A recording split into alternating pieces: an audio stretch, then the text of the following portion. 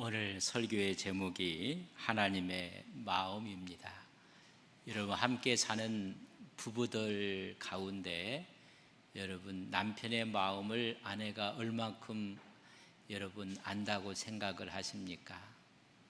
또한 여러분 부부들이 함께 거하고 있지만은 남편은 아내의 마음을, 아내는 남편의 마음을 얼만큼 아신다고 생각을 하십니까? 얼굴빛을 보니 많이 아는 것 같지가 않습니다. 내가 낳은 자식들도 자식의 마음을 부모가 여러분 알 수가 없습니다. 내가 낳았음에도 불구하고 자식의 마음을 다 헤아릴 수가 있다면, 그러나 그렇지 못할 때가 많습니다. 나를 낳아준 부모의 마음을 자식이 다 알 수 있다면 얼마나 기쁠까. 우리는 하나님을 믿는 사람들입니다. 여러분, 하나님의 마음을 얼만큼 아십니까? 주님의 마음을 얼만큼 아신다고 생각을 하십니까? 오늘 이스라엘과 블레셋이 전쟁이 벌어졌습니다. 1차, 2차 전쟁에서 보기 좋게 하나님의 나라 이스라엘이 블레셋에게 패하고 말았습니다. 여러분, 2차 때는 하나님의 언약궤를 들고 나갔다가 하나님의 언약궤까지 빼앗기고 말았습니다. 우리 하나님의 마음이 어떠했을까? 하나님의 언약궤를 블레셋의 주신이었던 다곤 신전에 여러분 제물로 바쳤습니다. 여러분, 끔찍한 일이 벌어졌습니다. 그 다음 날 다곤 신전을 가봤더니 다곤 신이 엎어져 있었습니다. 하나님의 언약궤 앞에 바로 세우고 그 다음 날 가보았더니 다곤 신상이 엎드려졌고 목이 잘라져 나갔습니다. 두 손목이, 다곤상의 손목이 잘려져 나가고 말았습니다. 이때부터 하나님의 재앙이 블레셋 5 방백 사이로 지역으로 퍼져가기 시작했습니다. 아스돗에 있었던 하나님의 언약궤 때문에 아스돗에 하나님이 재앙을 내렸습니다. 이제 아스돗 사람들이 이 하나님의 언약궤를 다른 곳으로 옮겨달라고 합니다. 그래서 가드로 옮깁니다. 가드에 옮겼더니 가드 지역에 하나님께서 재앙을 내립니다. 또 옮겨갔습니다. 에그론에 옮겨갔더니 에그론에 또 하나님의 재앙이 내리고 말았습니다. 이렇게 하나님의 언약궤가 빼앗긴 후 7달 동안 블레셋 지경에 있었다는 것이 오늘 본문에 있는 말씀입니다. 6장 1절에 보면 여호와의 궤가 블레셋 사람들이 지방에 있은 지 7달이라. 여러분, 7달 동안 하나님의 재앙이 블레셋의 아스론, 가드, 에그론에 임하게 돼서 수많은 사람들이 아픔과 또한 독종으로 고생을 하고 죽어나가고 있습니다. 오히려 하나님의 복궤를 쟁취해 왔음에도 불구하고 그것 때문에 블레셋은 심한 상처를 얻게 됩니다. 아픔과 고통과 죽음을 맛보게 됩니다. 이런 과정에 하나님의 언약궤를 함부로 대했다는 큰일 날 것이라 하는 생각이 팽배해졌습니다. 저 언약궤 때문에 블레셋이 전체가 황폐해 가고 있는 것입니다. 그들이 생각하기를 저 언약궤를 빨리 이스라엘 백성들에게 돌려보냈으면 좋겠다. 두려운 것입니다. 빼앗아 왔던 하나님의 언약궤 때문에 블레셋은 재앙이 임하고 고통과 죽음이 임하게 되었습니다. 백성들은 벌벌 떨면서 더 큰 하나님의 재앙을 예전에 막기 위해서 이 언약궤를 돌려보냈으면 좋겠다 합니다. 그래서 방백들이 모입니다. 어떻게 돌려보낼 것인가? 2절 말씀에 보면 블레셋 사람들이 제사장들과 복술자들이 불러서 이르되 우리가 여호와에게를 어떻게 할까? 그것을 어떻게 그 있던 곳으로 보낼 것인지 우리에게 가르치라. 블레셋의 제사장들에게 백성들이 요구하는 것입니다. 빨리 하나님의 언약궤를 저 이스라엘 백성들에게 돌려보내 달라는 것입니다. 어떻게 돌려보내야 되는 건지 우리에게 가르치라. 이제 팽배해졌습니다. 자기들이 하나님의 언약궤를 쟁취해서 기뻐하고 승리했다고 생각했는데 그 언약궤 때문에 하나님의 재앙이 임하고 말았습니다. 오늘 블레셋과 이스라엘의 전투에서 여러분 이스라엘이 지고 말았습니다. 문제는 어디에 있었는가? 하나님의 언약궤가 아니라 그 언약궤를 모시고 있던 사람들 때문에 블레셋에 지고 말았다는 것입니다. 하나님은 1차적으로 공격 대상이 있었다면 블레셋이 아닙니다. 하나님을 경외하지 않았던 제사장 홈리와 비니아스였고 그리고 그들을 따르는 이스라엘 백성들이었습니다. 우리는 하나님의 말씀을 펼쳐놓고 그 말씀을 깊게 묵상해 보면 하나님의 공격의 대상은 블레셋이 아니었다는 것입니다. 타락한 종교 지도자리였고 그 종교 지도자를 따르는 하나님의 백성들이 1차적인 공격 대상이었습니다. 하나님께서 언약궤 안에 안 계신 것이 아니라 하나님께서는 계실 수 없는 언약궤를 떠난 것입니다. 우리 주님께서 예루살렘 성을 바라보시고 우셨습니다. 하나님의 성전에 하나님이 떠나신 것입니다. 오히려 기도하는 집을 강도의 구유물로 만들었다고 하셨습니다. 바로 이 말씀입니다. 언약궤 안에 안 계신 것이 아니라 하나님께서는 계실 수 없어서 언약궤를 떠난 것입니다. 오늘 하나님의 교회에서 하나님이 임재할 수가 없어서 하나님이 떠나신다는 말을 우리는 다시 한번 생각해보고 묵상을 하셔야 합니다. 홈리와 비니아스는 하나님을 섬기는 사람들이 아니었습니다. 이스라엘의 패배와 언약궤를 잃었던 것은 이스라엘의 범죄와 이스라엘의 불신앙 때문에 잃어버리고 마는 것입니다. 그러나 7개월 동안 있는 가운데 오늘 블레셋 사람들이 깨닫는 것이 있습니다. 우리는 타락한 이스라엘을 이길 수는 있으나 하나님을 이길 수 없다는 것입니다. 하나님을 섬겼던 이스라엘, 하나님이 떠나고 타락한 이스라엘은 이길 수 있으나 하나님의 영광, 하나님의 존재 자체를 이길 수 없다는 것입니다. 그래서 하나님의 마음을 사기 위해서 하나님의 언약궤를 이스라엘로 돌려보내자고 그들은 상의를 합니다. 그리고 의논을 하게 되는 것입니다. 여러분, 하나님의 언약궤를 돌려보낼 때도 막무가내로 불러드리는 게 아니라 하나님의 마음을 사고 싶어하는 것입니다. 오늘 신앙인들이 가장 첫째 되는 것은 하나님의 마음을 헤아리는 것이고 하나님 마음을 사는 것입니다. 블레셋 지도자들이 모여서 진단을 했습니다.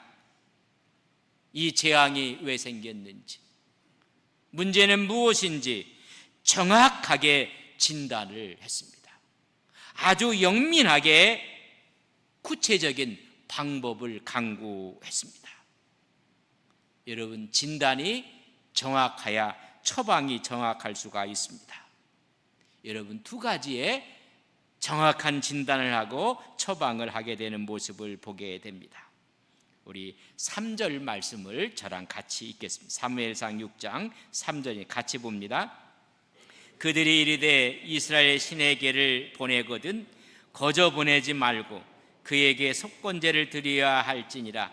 그리하면 병도 낫고 그의 손을 너희에게 옮기지 아니하는 이유도 알리라. 이제 모여서 그들이 하나님의 언약궤를 돌려보내자는 것입니다. 돌려보낼 때 거저 보내지 말자. 속건제의 예물을 드리자는 것입니다. 그때 병이 나을 뿐만 아니라 하나님의 역사가 이제는 그칠 것을 그들이 깨닫게 되는 것입니다. 신에 대한 여러분 보상물을 보내라는 것입니다. 예물 없이 하나님의 언약궤를 보낼 수 없다는 것입니다. 그 예물은 5 성읍이 있었는데 금독종 5을 금으로 만들었습니다. 금쥐를 5개를 만들어서 예물과 함께 보내자는 것입니다. 근동 지역에는 남의 물건을 탈취했다든지 취했으면 돌려줄 때 거기에 마땅한 보상금을 지불하는 관례가 있었습니다. 그렇다면 이 신들에게도 우리가 돌려보낼 때 거저 보내지 말자. 그리고 우리가 속건제 제물을 드리자라고 그들이 결정을 합니다. 어찌 보면 이스라엘 백성보다 이방인 블레셋이 하나님을 철저히 연구한 것 같습니다. 더 중요한 게 있습니다. 이들이 돌려보내면서 한 것이 뭐냐면 오늘 6절에 있는 말씀입니다. 우리 6절에 있는 말씀은 큰 목소리로 함께 보겠습니다. 애굽인과 바로가 그들의 마음을 완악하게 한 것 같이 어찌하여 너희가 너희의 마음을 완악하게 하겠느냐. 그가 그들 중에 재앙을 내린 후에 그들의 백성을 가게 함으로 백성이 떠나지 아니하였느냐. 그들이 진단을 하는데 오늘 바로와 애굽을 이야기를 합니다. 하나님의 재앙이 임했을 때 바로는 이스라엘 백성을 내보내지 않습니다. 오늘 이 말씀은 뭐냐면 바로의 마음이 완악하여 이스라엘 백성들을 내보내지 아니했다. 그러나 마지막에 다 재앙을 내린 후에 여러분 10가지 재앙이 다 내려준 후에 그때서야 정신을 차리고 내보냈다는 이야기입니다. 교만하고 완악한 마음을 우리는 하지 말자. 하나님의 언약궤를 보내면서 보내지 말자. 속건제의 금에 대한 독종을 만들고 쥐의 모양을 만들어서 보내지 말자. 우리 그러하지 말자. 저 애굽의 바로를 생각해 보라는 것입니다. 여러분, 이 말씀은 이스라엘 백성들을 하나님께서 모세를 통해서 예배하도록 내보내라고 바로에게 갑니다. 근데 바로가 철저하게 거부합니다. 이 거부하는 것이 10번이나 거부하는 모습을 봅니다. 그때마다 주시는 말씀이 있습니다. 출애굽기 8장 32절에 보면 그러나 바로가 이때에도 그의 마음을 완강하게 하여 그 백성을 보내지 아니하였더라. 백성을 보내는 것과 하나님의 언약궤를 보내는 이 사건을 오버랩하면서 이들이 이것을 깨닫게 되는 것입니다. 다시 말하면 이스라엘 백성들 바로는 완악하게 하여 순종하지 않았다는 것입니다. 10가지 재앙을 4그룹으로 나눌 수가 있습니다. 첫 번째 그룹은 피에 대한 재앙이었고 개구리와 이에 대한 재앙이었습니다. 다시 말하면 이스라엘 백성들을 귀찮게 만들었습니다. 애굽 사람들을 귀찮게 만들고 그들의 생활의 안락을 빼앗아 갔습니다. 다시 말하면 애굽의 백성들의 기쁨을 빼앗아 가고 염려와 근심을 주었고 평화가 없었습니다. 그때마다 내보낸다고 했다가 그 다음 날 그는 완악하여져서 보내지 아니했습니다. 두 번째 그룹의 재앙은 파리 재앙, 악질 재앙, 독종의 재앙이었습니다. 이제는 짐승까지 심각한 상해를 입히게 되었습니다. 사람뿐만 아니라 가축까지 엄한 상해를 입게 되었습니다. 그들의 소유에 문제가 생겼습니다. 그들의 의지했던 물질들의 어려움이 오게 되었고 다 무너져 갔습니다. 그때마다 바로는 보낸다고 해놓고는 또 완악해져서 보내지 않습니다. 세 번째 그룹의 재앙은 우박, 메뚜기, 어둠의 재앙이 옵니다. 다시 말하면 환경이 파괴되어 갑니다. 하나님의 손에 의해서 애굽 전체가 황폐화되어 가고 있습니다. 삶의 틀이 무너져 갑니다. 그로 완악해져서 보내지 않습니다. 우리가 출애굽기 8장, 9장, 10장을 읽어보면 저들이 마음이 얼마나 완악한지 하나님의 백성을 보내라고 했더니 첫 번째는 너희들이 예배를 드리려면 이 땅에서 예배하라. 두 번째는 너무 멀리 가지는 말라. 얼마나 완약해서 붙잡으려고. 세 번째는 너희 남자만 가라. 여러분 남자가 가면 남자의 마음은 여러분 아내와 자식에게 다 있습니다. 멀리 가지 말라는 얘기는 여러분 뭡니까? 바로가 잡아올 수가 있는 것입니다. 나갈 필요가 무엇입니까? 여기서 예배하라는 이야기에는 그저 하나님과 우상이 섞여 사는 것도 괜찮지 않느냐는 이야기입니다. 그리고 마지막에는 이야기를 하기를 나가려면 사람만 나가라. 염소와 소는 남겨두고 사람만 가라. 여러분 사람의 마음은 어디에 있는가? 여러분 물질 있는 곳에 마음이 있습니다. 너희들의 몸은 가지만 마음은 애굽 땅에 두라는 것입니다. 얼마나 바로가 완악했는지 모릅니다. 이제 10번째, 넷째 번째의 그룹은 생명을 거두는 하나님의 재앙이었습니다. 생명이 끝나는 것입니다. 애굽 땅의 모든 장자들이 죽습니다.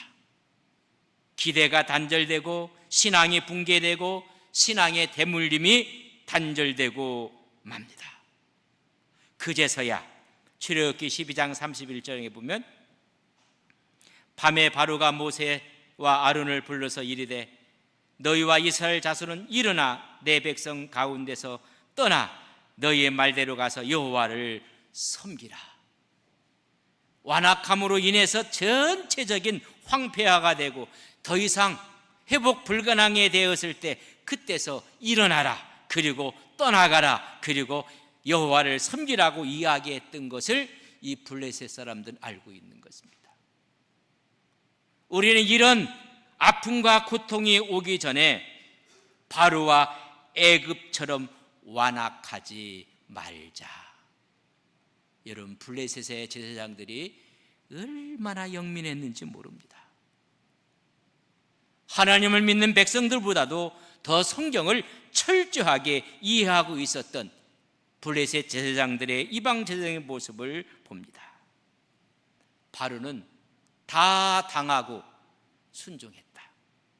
우리는 빨리 순종하자라고 이야기를 하는 것입니다. 그래서 그들은 순종을 택합니다. 이 사건이 정말 하나님으로 인한 것인지 하나님의 재앙으로 인한 것인지 그건 다음의 문제고 먼저 순종 먼저 하자는 것입니다. 순종해 놓고 이런 재앙이 하나님의 언약궤 때문인지 아닌지는 그 다음에 판단해 보자. 여러분 신앙인에게 가장 중요한 것은 여러분 순종입니다. 이해가 돼서 순종하는 것이 아닙니다. 이해가 되지 않아도 이것이 하나님의 뜻으로 재앙이 왔는지 그렇지 않은지 우리가 한번 먼저 순종해 보고 그리고 시험해 보자는 것입니다. 그래서 그들이 준비한 것이 있습니다. 새 수레를 준비하고 한 번도 멍에 메어보지 못했던 두 암소를 준비했습니다. 이미 새끼를 낳은 두 암소를 준비해 놓았습니다. 그리고 거기에다가 하나님의 언약궤를 싣고 이스라엘 진영으로 보내자는 것입니다. 여러분, 순종입니다. 그러나 마음속에는 여러분, 하나님을 시험하는 것입니다. 하나님을 시험하되 먼저 순종했던 블레셋의 제사장들의 모습을 여러분 눈여겨봐야 합니다. 오늘 6장 10절에 보면 그 사람들이 그같이 하여 젖나는 소 둘을 끌어다가 수레를 메우고 송아지들을 집에 가두었다, 이런 얘기입니다. 제가 지금 설교를 하고 있는 이 앞에 있는 방향이 베세메스 방향입니다. 그렇다면 그 정반대에 여러분 자기 새끼를 놓은 것입니다. 여러분, 젖이 지금 불어서 젖이 떨어지는 암소들의 모성적인 본능이 있습니다. 새끼에게 젖을 물리는 것입니다. 그리고 새끼는 어미의 젖을 찾는 것입니다. 젖이 불어 있는데 뒤쪽에서 송아지의 울음소리가 들립니다. 그러면 젖이 나는 암소는 새끼를 찾아가는 것입니다. 가장 강한 모선적인 본능입니다.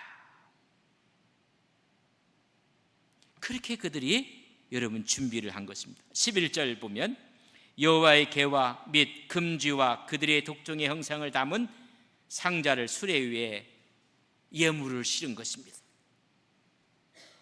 그리고 뒤에는 새끼를 놓았습니다. 그리고 앞으로 전진해 가는 것입니다. 불가능한 일입니다. 그러나 그들은 오히려 하나님을 시험하기 위해서, 만약에 이 암소가 저 앞으로 행하지 않고 뒤돌아 새끼에게 간다면 이건 하나님의 역사의 재앙이 아니라는 것입니다. 드디어 다 준비해 놓고 암소가 이제는 베스메스로 가는 모습을 12절에 이렇게 기록을 했습니다. 우리 12절 말씀을 함께 봅니다.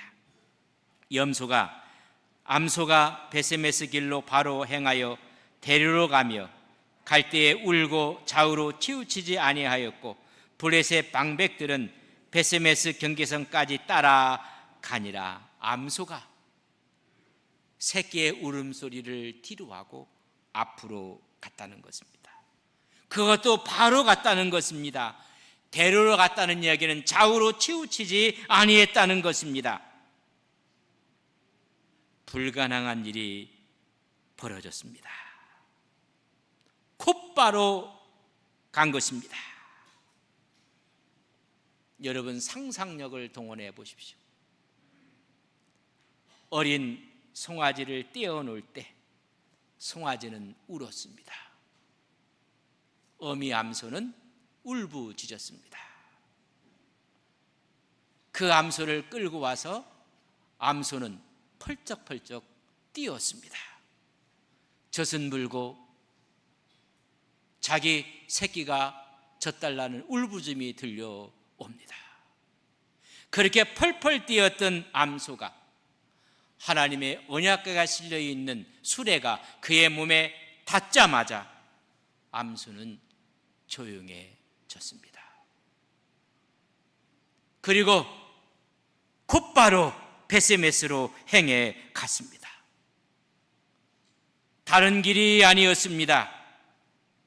순종하며 그 길로 울면서 올라갔다고 했습니다. 하나님의 강권적인 역사였습니다. 젖나는 암소가 수레에 올려진 하나님의 언약궤를 운반한다는 이 특이한 방법을 그들은 우연히로 가장 하고 싶었던 것입니다. 분명히 암소는 새끼를 찾아 뒤돌아 올 것이라는 생각을 그들은 마음속에 두고 있었던 것입니다. 고도의 우연이라는 것을 그들은 조장하고 있었습니다. 그래서 9절 말씀에 이렇게 기록해 놓았습니다. 보고 있다가 만일 괴가 그 본 지역길로 올라가서 베스메스로 가면 이 큰 재앙은 그가 우리에게 내린 것이요, 하나님이 우리에게 내린 것이요, 그렇지 아니하면 전나는 암소가 어린 새끼를 찾아가게 뒤돌아 본다면, 그렇지 아니하면 우리를 친 것이 그의 손이 아니요 우연히 당한 것인 줄 알리라. 하나님의 손이 아니라 우연한 일이라는 것을 가장했던 모습이었습니다. 그러나 암소는 울면서 좌우로 치우치지 않고 앞길로 갔다고 했습니다. 여기서 우리는 하나님의 마음을 읽어야 합니다.